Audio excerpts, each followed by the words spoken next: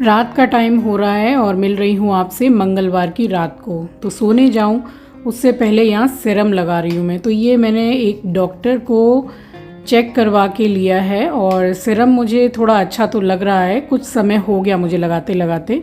तो डेली ही इसको मैं अभी अप्लाई कर रही हूँ, थोड़ा हल्का सा मसाज करके, और उसके बाद में बाल को बांध के मैं सो जाती हूँ। स्वागत करती हूँ आप सभी का आपके अपने चैनल द लाइफस्टाइल टेल्स में। आप अपना इतना कीमती वक्त निकाल कर मुझसे मिलने आते हैं, व्लॉग देखने आते हैं, उसके लिए आप सभी का दिल से आभार प्रकट करती हूँ।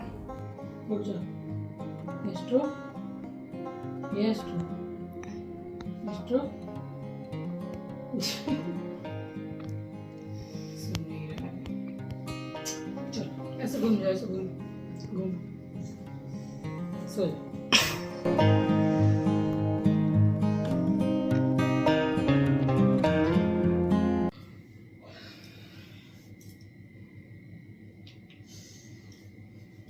साढ़े 11 बजने जा रहे हैं। आज ज़्यादा नींद आ रही है तो सोने के लिए आ गई हूँ। मेरा एस्ट्रो यहाँ सो रहा है, मैं आंचल और एस्ट्रो सोते हैं और उसका जब मन करता है तब नीचे भाग जाता है अपने बिस्तर पे। और आज हर थोड़ी थोड़ी देर में बारिश हो रही है, तेज़ बारिश तो नहीं हो रही है। कपड़े धोए थे मगर वॉशिंग मशीन में ही छोड़ दिए मैंने, स्पिन होके रखे हुए हैं। और अभी शाम से तो इतनी तेज़ बारिश हो रही है, अभी भी फ़िलहाल अभी जब हमने अभी रूम बंद किया है अभी भी बाहर बारिश हो रही है।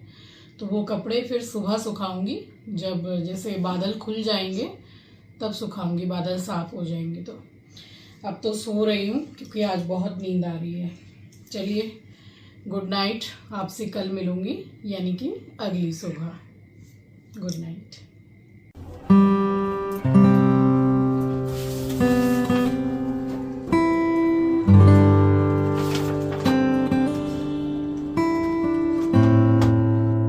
तो ये आप जो इतने कपड़े अभी देख रहे हैं मैं इसमें गमले में निकाल के रख रही हूँ। तो ये 2 बार मैं मतलब मंगलवार को दोपहर को धोए थे, मगर बारिश बंद होने का नाम ही नहीं ले रही थी। और जैसे दीदी से बात हुई फ़ोन पर तो उस साइड में बारिश हुई ही नहीं है। तो हमारे साइड में तो इतनी बारिश हुई है कि कपड़े सुखाने का मौका ही नहीं मिल रहा था। मतलब जो खिड़की में रॉड लगा रखी है मैंने, तो वहाँ से तो 100% पूरे कपड़े सिर्फ भीगेंगे। तो फिर मैंने इसी में छोड़ दिया था वॉशिंग मशीन में कि मैं अब क्या ही सुखाऊंगी, अंधेरा भी हो गया है, अब मैं दूसरे दिन सुखाऊंगी। सो बस ये सुबह आपसे मिल रही हूँ नेक्स्ट डे मॉर्निंग यानी कि बुधवार की सुबह। तो ये सारे दुपट्टे वगैरह जो मैंने धो के सुखाए थे, कम से कम 5 से 6 दुपट्टे हैं, सबको तय बना के रख रही हूँ। एस्ट्रो मेरा उठ गया है और अभी इन दिनों जैसे गर्मी इतनी ज़्यादा है कि सुबह होती है, क्योंकि कमेंट सेक्शन में कई बार ये आता है कि जब आप 5 साढ़े 5 बजे का टाइम दिखा रहे हैं तो क्या इतना उजाला हो जाता है? तो जी हाँ, हो जाता है। अब जो वेस्ट बंगाल में रहते हैं या ऐसी जगह में, ऐसी सिटी में रहते हैं जहाँ गर्मी बहुत ज़्यादा पड़ती है, तो 5 सवा 5 में अच्छा उजाला हो जाता है। और उसके बाद में 6 सवा 6 से धूप भी अच्छी खासी निकलना शुरू हो जाती है। इसीलिए सुबह से फिर गर्मी भी बहुत ज़्यादा होती है। और यहाँ पे मैंने सोचा कि मैं कपड़े सुखाऊं उससे पहले मेरा ही काम है, मुझे पूरा जैसे खिड़की वगैरह झाड़ना ही पड़ता है। वीक में एक बार तो मैं झाड़ती हूँ, डेली नहीं झाड़ती हूँ। तो बस मैंने ये इसी दिन झाड़ दिया था यानी कि वेडनेसडे को। तो अच्छे से पूरी खिड़की को मैंने झाड़ू लगाया है और फिर दोनों तीनों खिड़कियों में मैंने कपड़े सुखाए हैं। फिर मैं नहाने गई हूँ तो जो मैं चादर ओढ़ती हूँ उसको भी फिर मैंने हाथ से ही धो लिया था।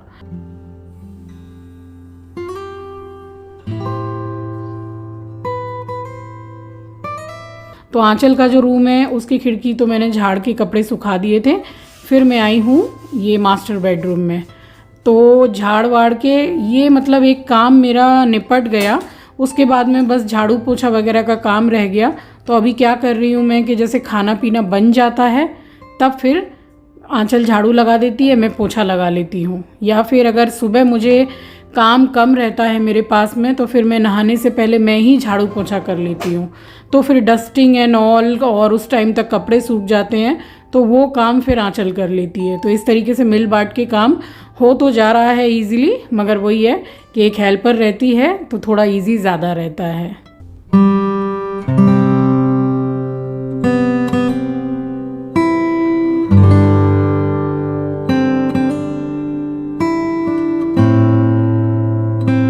अभी तो जैसे ये शोल्डर के पेन की वजह से मैं अभी हाथ से कपड़े ना के बराबर आप समझ लो धोती हूँ। तो नहाने जाती हूँ तो जो 2-3 कपड़े रहते हैं मेरे ही पहने हुए, बस वो मैं डेली के डेली धो लेती हूँ। अदरवाइज़ पहले तो मैं मतलब बाल्टी भर भर के कपड़े पहले धोया करती थी, सारे ही कपड़े मैं हाथ से ही धोया करती थी। फिर बहुत समय के यानी कि बहुत साल के बाद में जाके ली है वॉशिंग मशीन। तो अब तो थोड़ा भारी काम जैसे करूँ तो कंधे में दर्द होने लगता है, शोल्डर में। और यहाँ जो कपड़े तय बनाए थे वो भी रख के और उसके बाद में मैं नहा ली थी। तो वेडनेसडे था तो मैंने शैम्पू भी कर लिया था और बस उसके बाद में मैं गई हूँ सीधी पूजा करने के लिए।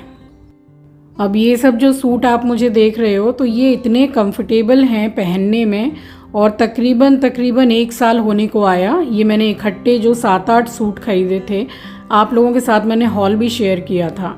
तो ये सूट तो मैंने मंगवाया था, आई थिंक, मुझे ठीक से ध्यान नहीं है, उस टाइम मैंने 3-4 ऑनलाइन साइट से मंगवाया था।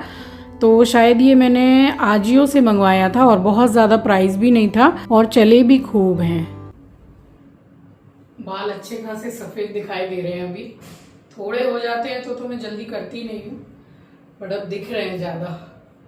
शैम्पू किया है आज, जानबूझ के कंडीशनर नहीं किया है कि टचअप कर लूँगी। अब पार्लर में कौन सा मुझे कलर लगाते हैं मुझे पता नहीं था, बट मैंने अपनी पार्लर वाली से नाम पूछा है तो उन्होंने बताया मुझे। अब खोज खाज के लेकर के आई तो हूँ।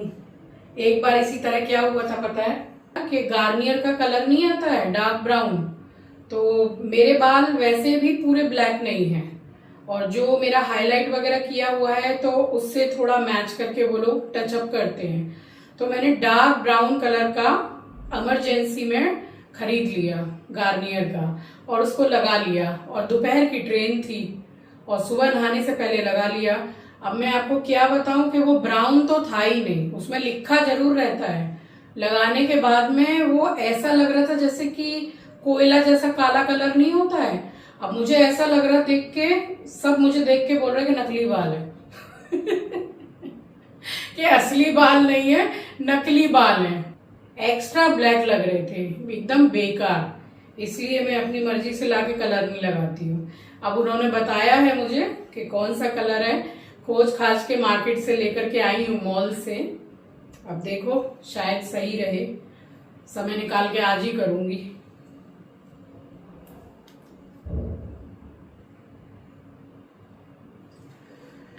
चलिए जा रही हूँ, पूजा करूंगी। उससे पहले आप सभी को सुबह की राम राम जी, सुप्रभात, गुड मॉर्निंग।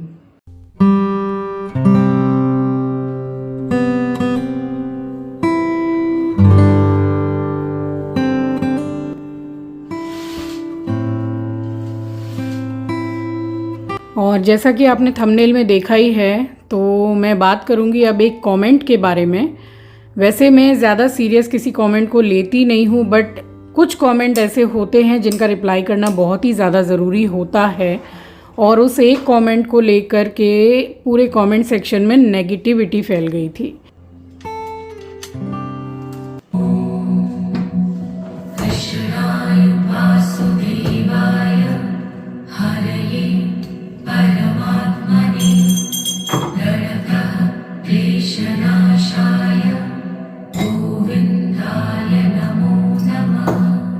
तो कमेंट तो मैं अटैच कर दूंगी, आप उसको जूम करके पढ़ भी लीजिएगा। तो कमेंट कुछ इस तरीके से था कि आप रोज़ ही पूजा करते हुए दिखती हैं, तो क्या आपको पीरियड्स नहीं आते हैं? और अगर आपको पीरियड्स आते हैं तो क्या आप मानती नहीं हैं? आप पीरियड्स में भी पूजा करती हैं क्या? अब इस कमेंट को लेके इतनी ज़्यादा नेगेटिविटी एक कमेंट सेक्शन में फैल सकती है, ये मतलब मेरे सोच के भी परे है, क्योंकि मैं भी एक औरत हूँ और मुझे भी आप सबकी तरह पीरियड्स आते होंगे, है ना। तो मैंने ये आपको पहले भी क्लियर किया है और आज भी मैं क्लियर कर रही हूँ इस चीज़ को कि हाँ, मुझे भी आप सबकी तरह पीरियड्स आते थे, बट अब नहीं आते हैं, क्योंकि मेरा बहुत बड़ा ऑपरेशन हुआ था और मेरे ओवरी में सिस्ट हो गया था। तो उसकी वजह से पूरे यूट्रस को यानी कि बच्चेदानी को निकालना पड़ा। तो इसको आज तकरीबन 9 से 10 साल हो गए हैं मेरे ऑपरेशन हुए। काफ़ी बड़ा ऑपरेशन हुआ था और उस कमेंट सेक्शन में मेरी दीदी ने रिप्लाई भी किया है कि मैं उसकी दीदी हूँ इसलिए मुझे पता है, क्योंकि सामने से उनको इस तरीके से कमेंट किया जा रहा था, जो कि बहुत ही गलत बात है कि आपको कैसे पता कि उनको पीरियड्स आते हैं कि नहीं आते हैं। तो पीरियड्स को लेके इतना ज़्यादा मतलब एकदम डिटेल में कमेंट करना, मतलब फिर से मैं वही बोलूँगी कि मेरे सोच के परे है एकदम कि कैसे आप लोग ये चीज़ लिख लेते हैं। सीधी सी सोचने वाली बात ये है कि भाई अगर लेडी की एज हो रही है, एज के हिसाब से भी बंद हो जाता है, या कभी उसको कुछ ऐसी परेशानी हुई है तो आजकल ओवरीज़ में या बच्चेदानी में किसी में भी सिस्ट होना एक नॉर्मल सी बात हो गई है, जिससे पूरी बच्चादानी यानी कि यूट्रस निकालने की ही सलाह देते हैं डॉक्टर। तो फिर बस उसी तरीके से मेरा भी ऑपरेशन हुआ था काफ़ी बड़ा, और मेरा पूरा एक बॉडी पार्ट यानी कि यूट्रस निकाल दिया गया है। इसलिए मैं आपको 365 दिन साल के पूजा करती हुई दिखती हूँ। क्लेशनाशाय गोविन्दाय नमो नमः।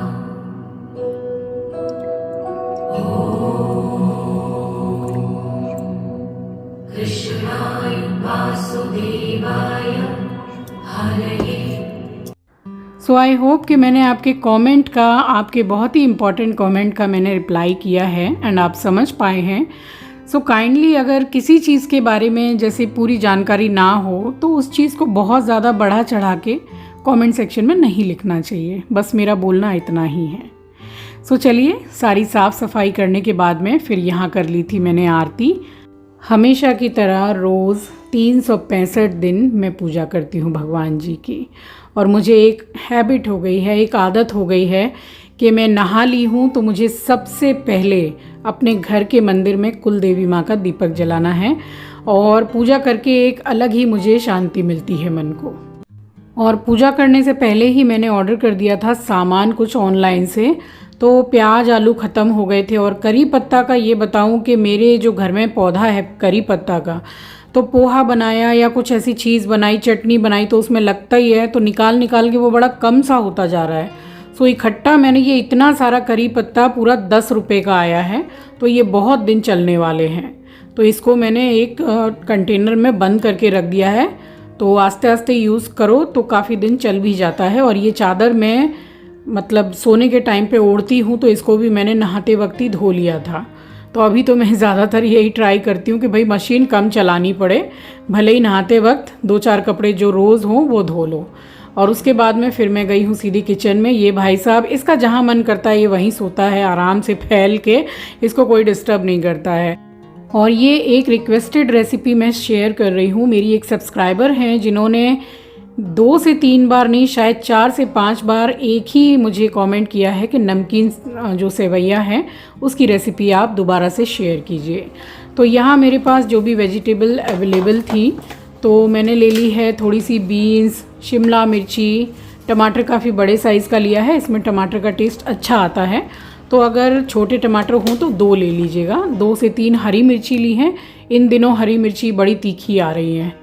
और थोड़ा हरा धनिया ले लिया है, तो फ़िलहाल इतना ही मेरे पास में धनिया है।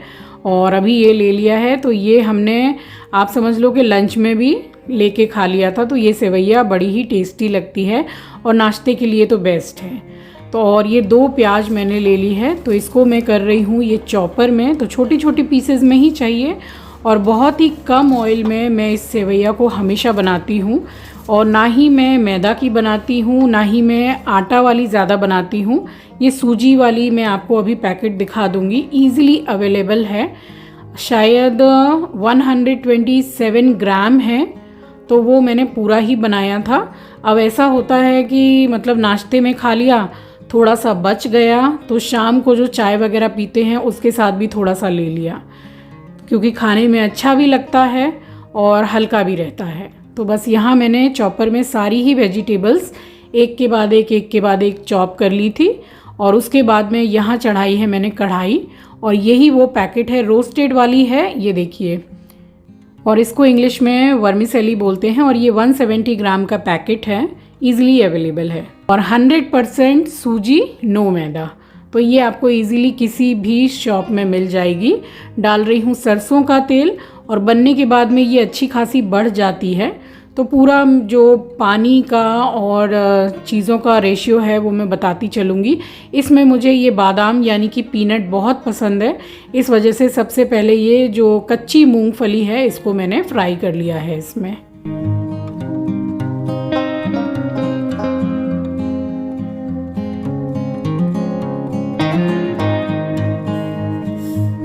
तो उसी तेल में मैं डाल रही हूँ राई यानी कि काली वाली जो सरसों होती है, और थोड़े से डाल रही हूँ मैं करी पत्ता। अब कम या ज़्यादा आप अपने हिसाब से डाल सकते हैं जैसा आपको पसंद है। और जो प्याज मैंने कर ली थी इसमें ही मैंने वो 2 से 3 जो हरी मिर्ची है वो भी मैंने चॉप इसी में कर ली थी। तो प्याज मुझे बहुत ज़्यादा गोल्डन ब्राउन नहीं करनी है, जस्ट इसको मुझे सॉफ्ट करना है, क्योंकि ऑयल इसमें काफ़ी कम है। अगर आप ज़्यादा डालें तो आप फिर गोल्डन ब्राउन भी कर लें प्याज, बट ऑयल कम है। अभी आप देख सकते हैं पूरा सोख लिया है प्याज ने ऑयल को। तो हल्का सा नमक डाल के मैंने गैस को कर दिया है स्लो, तब तक प्याज सॉफ्ट हो जाएगी। और यहाँ मैंने चॉप कर ली थी बाकी की वेजीज।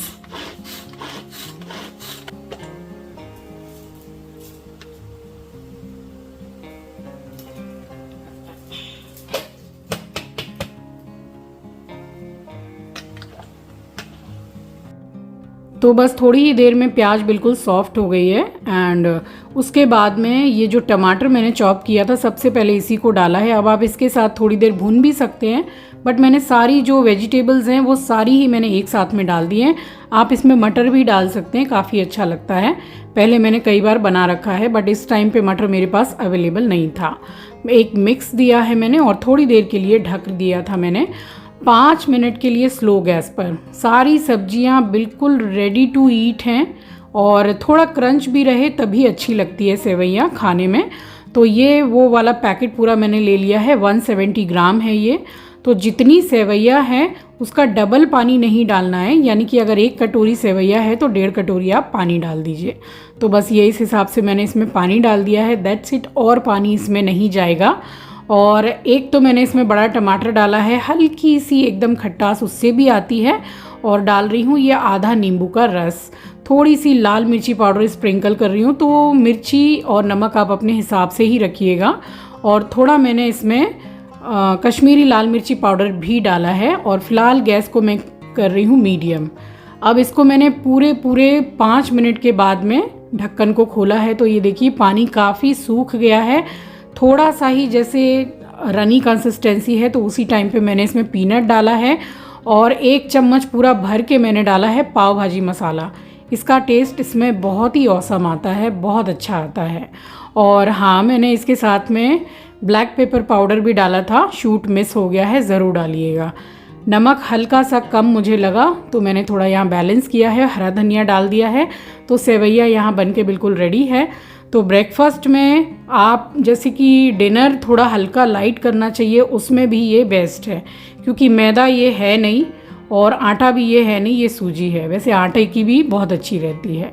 तो यहाँ सेवइयाँ बन गई थी, और उसके बाद फिर हमारा जो साफ़ सफाई का कार्यक्रम है आजकल चल रहा है, बस वो स्टार्ट हो गया था। फिर मैंने और आंचल ने मिलके पूरे घर की साफ़ सफाई की है, और तब कहीं जाके हम लोगों को थोड़ा टाइम मिलता है हमारे लिए।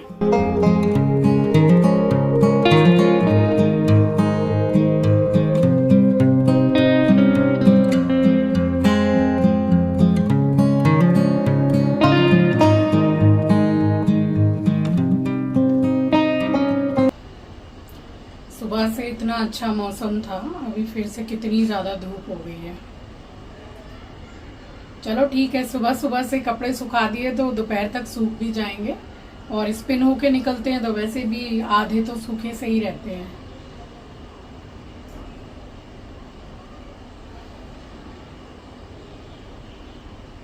जा रही हूँ जरा वार्डरोब में, एक सेक्शन थोड़ा ख़राब सा हो गया है कपड़े निकालने रखने में, अब वो ठीक करूँगी।